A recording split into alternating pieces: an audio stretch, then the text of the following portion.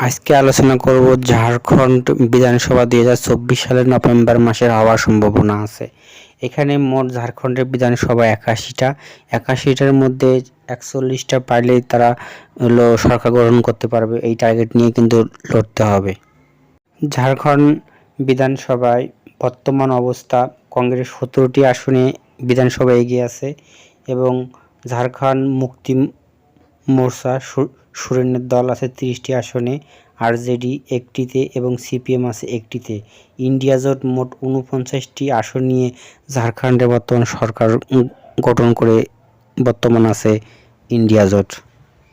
তারপরে এলো বিজেপির দল, এখানে এনডিএ জোট হলো বর্তমান অবস্থা আছে এই বিজেপি 26টি বিধানসভায় এগিয়ে আছে এবং এজেএসইউ এটা হলো 3টি আসনে এগিয়ে আছে ইন্ডিয়া জোটের শরিক এবং এনসিপি এখানে একটি জোটে এগিয়ে আছে।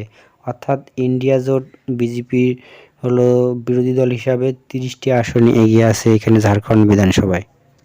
2024 সালের লোকসভা নির্বাচনে ঝাড়খণ্ডে মোট আসন আছে 2024 সালের ঝাড়খণ্ডে লোকসভায় বিজেপি এখানে 8টি আসন দখল করে লোকসভা নির্বাচনে এবং ভোট পান 44.60% এবং এজিএসইউ অল ঝাড়খণ্ড স্টুডেন্ট তারা একটি আসন দখল করে, এটা কিন্তু বিজেপির শরিক দল। আর কংগ্রেস এখানে 2টি আসন দখল করেন, কংগ্রেস ভোট পান 19.19% এবং হলো ঝাড়খণ্ড মুক্তি মোর্চা তারা 3টি আসন দখল করেন, তারা ভোট শতাংশ অনুযায়ী 14.6% ভোট পান। এখানে কিন্তু এগিয়ে আছে বিজেপি এবং দ্বিতীয় স্থানে আছে হলো কংগ্রেস এবং ঝাড়খণ্ড মুক্তি মোর্চার দল। 2024 সালের লোকসভা অনুযায়ী কোন দল কয়টি বিধানসভায় এগিয়ে আছে?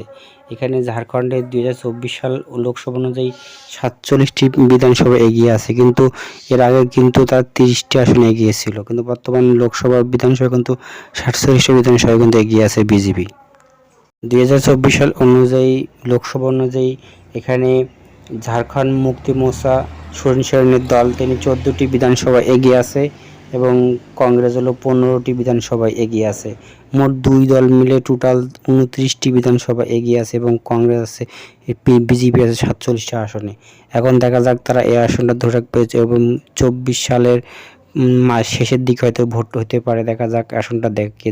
কিন্তু আমার মনে হয় হাড্ডাহাড্ডি হবে এবং জেতার সম্ভাবনা আছে ইন্ডিয়া জোটের দিকে বেশি সম্ভাবনা বেশি। আমার চ্যানেলটা যদি ভালো লাগে থাকে আপনারা সাবস্ক্রাইব করে রাখবেন। ধন্যবাদ।